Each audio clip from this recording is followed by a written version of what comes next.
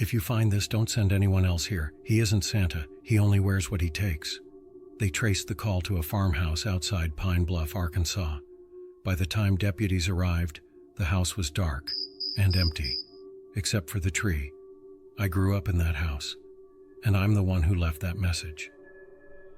3 days earlier, I drove home for Christmas. My parents live on 10 acres of old farmland. No close neighbors, no streetlights.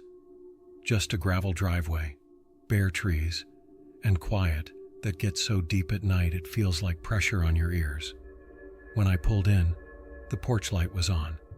So was the living room. But no one came to the door. Inside, the house smelled like cinnamon and pine. The Christmas tree was already up, fully decorated, even though my mom always waited until Christmas Eve.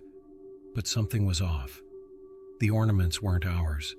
They were handmade, old, wooden toys, small knit mittens, little paper stars with children's names written on the back, names I didn't recognize. My parents weren't home. I tried calling them. No answer. Their phones went straight to voicemail. On the kitchen table sat a plate of cookies.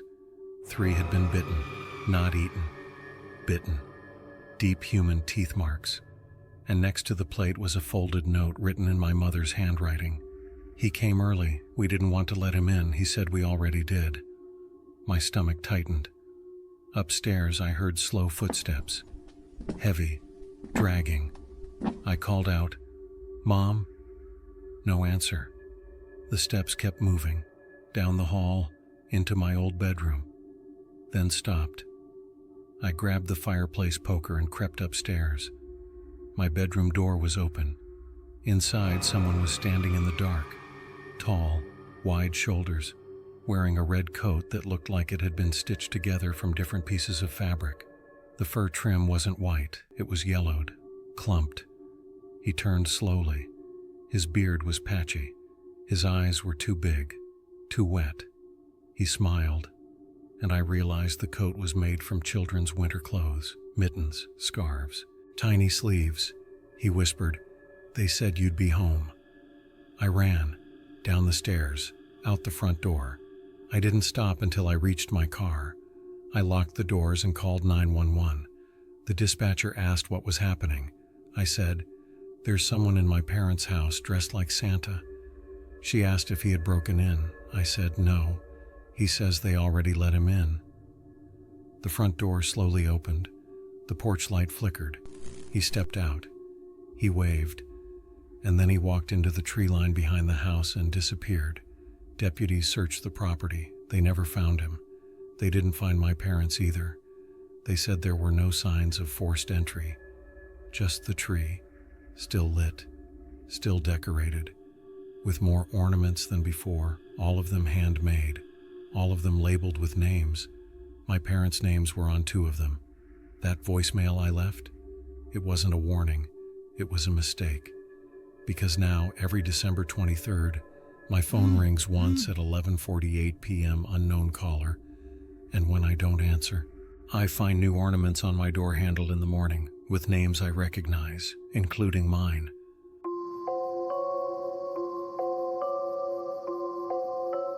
Dispatcher, 911, what is your emergency? Caller, I think someone just delivered a package to my house, but no one's outside.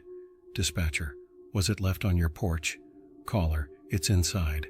Dispatcher, sir, can you explain how it got inside?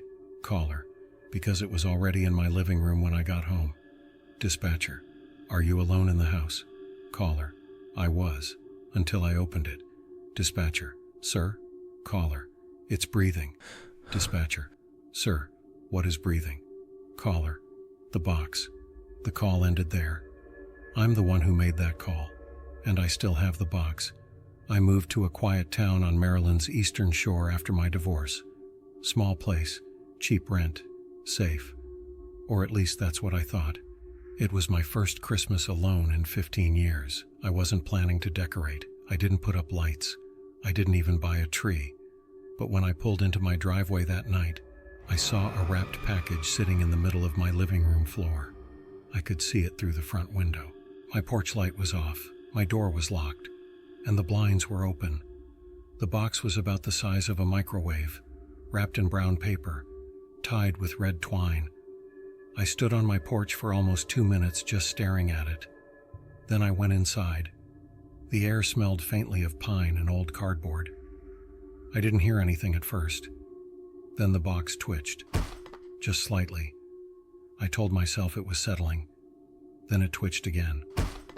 I called 911, and while I was on the phone, it made a soft, wet sound, like someone breathing through fabric.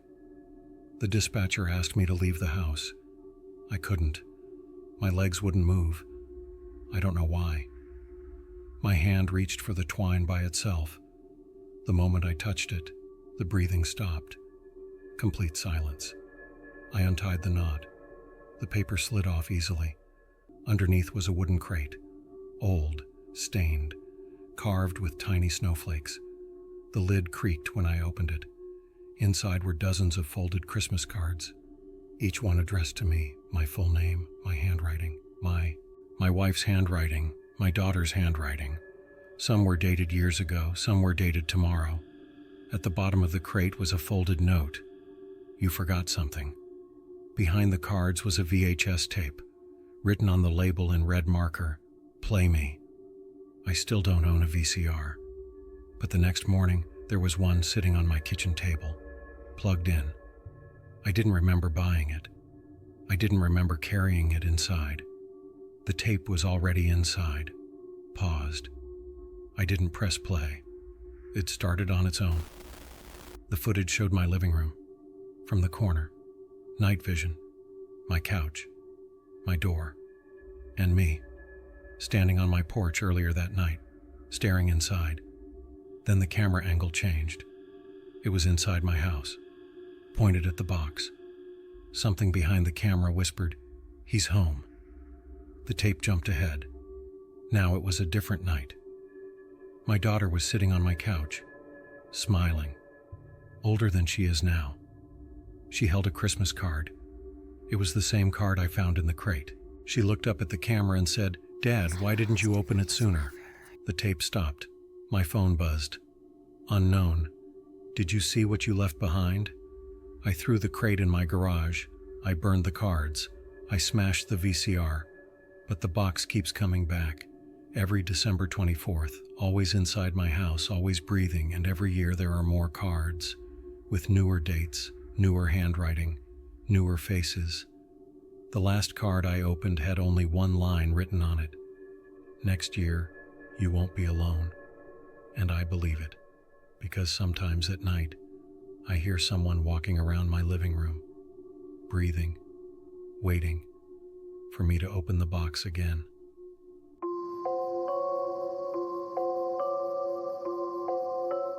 If you're reading this, I'm probably gone, not dead, just not where I used to be. This started the Christmas after my brother disappeared. His name was Mark. He was 32, steady job, normal life. The kind of guy who called our mom every Sunday. He didn't drink much, he didn't mess around, and he never went anywhere without telling someone. He vanished on December 21st. His car was still in his driveway. His wallet was on the kitchen counter. His phone was charging by his bed, but his boots were gone. That detail didn't make sense to anyone. 3 days later, on Christmas Eve, my mom got a package. No return address, brown paper, red string. Inside was one of Mark's boots. Just one, clean, dry, laced, with a note. He only needed one. The police told us it was probably a sick joke. They closed the case by February. We tried to move on, but every December after that, something arrived. One year it was his jacket. Another year it was his watch. Always in the same brown paper. Always tied with red string. Always clean. Always just one item. My mom stopped putting up decorations. She stopped cooking big dinners. She started locking her bedroom door at night. She said she could hear someone walking around the house after midnight on Christmas Eve. But when she checked the cameras, there was nothing. Last year she died in her sleep, natural causes, and I inherited the house. I wasn't planning on staying there. But it was already December, and I needed time to sort everything out. On the night of the 23rd, I found a box sitting under the tree I didn't remember putting up. It was decorated with old ornaments, ones I hadn't seen since I was a kid. There was a card attached. In Mark's handwriting, it said, "You're early." My throat went dry. Inside the box was my mom's bedroom slipper. One slipper. With a note folded inside, "He's getting closer." That night, I set up my phone to record the living room. I didn't sleep. At 12:03 a.m., something walked across the room. Tall, thin, bent slightly forward like it was tired. It stopped at the tree. It reached up and hung a new ornament. Then it looked directly into the camera. Its face was wrong, like someone trying to remember what a person looks like.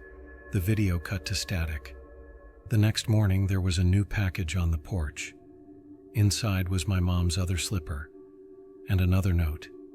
"You're next." I'm writing this from a storage unit because I don't go home anymore. But the packages keep showing up. Always one item, always clean, always waiting. Last night, I found a brown paper box on the passenger seat of my car. Inside was my brother's other boot, the one that never came back, and a note that only said, "Now we're even." I don't know what takes people at Christmas, but I know it doesn't take them all at once. It takes them piece by piece. And I think, this year, it's my turn.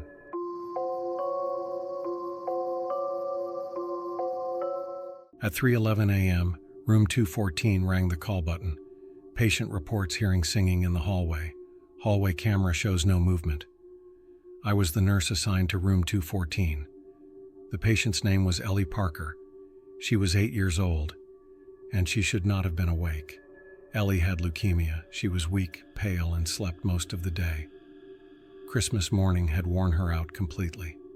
By midnight, she was finally asleep, clutching the stuffed reindeer I'd given her. Then the call button lit up. When I entered her room, she was sitting straight up in bed, eyes wide. She whispered, "He's here again." I asked who she meant. She pointed to the door and said, "The man who sings." I checked the hallway. It was empty. The security monitor showed nothing. I told her she must have been dreaming and tucked her back in. 5 minutes later, the singing started. Low, slow, not joyful, not sad, just wrong. Like someone trying to remember how a Christmas song is supposed to go. It drifted down the hallway from the east wing, the closed wing. That section of the hospital had been shut down for years after a fire. No power, no patients, no staff. I reported it to security. They sent a guard. He came back pale and sweating. He said the east wing doors were unlocked, but there was no one inside. At 4:22 a.m., Ellie rang again. "He's closer." I walked into the hallway. The singing had moved. It was right outside room 214. I felt it in my chest. A vibration more than a sound. I opened the door. The hallway was empty. But at the end of the corridor, something was standing in the dark. Tall, thin, wearing what looked like a torn red coat. It slowly raised its head, and the singing stopped. The lights flickered. The security monitors went to static. Ellie's IV machine alarmed. Then everything went silent. I ran to her room. Her bed was empty. Her IV was still dripping. Her stuffed reindeer was on the floor. Security searched the hospital until morning. They never found Ellie. They found something else. On the closed east wing floor, someone had written in black soot, "She heard him." The hospital officially called it an abduction. But every December since, one child in that wing rings their call button at 3:11 a.m., even though the wing is still closed. And sometimes, if you stand in the hallway long enough, you can hear someone softly singing Christmas songs that nobody remembers the words to anymore.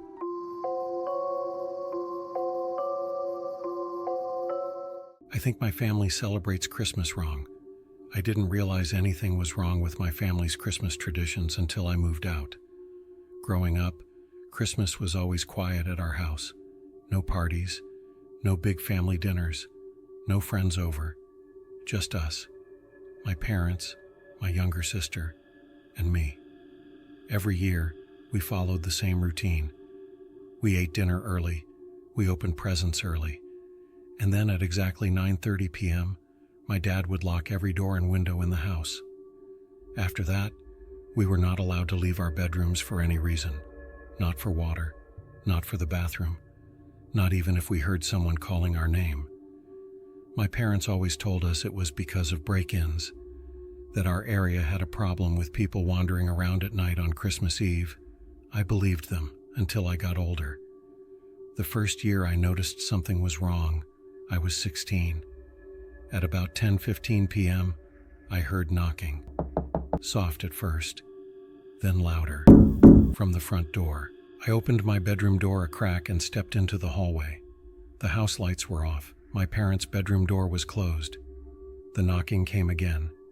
3 slow knocks. Then a man's voice called out, "Hello?" I froze. We lived miles from the nearest neighbor. The voice called again.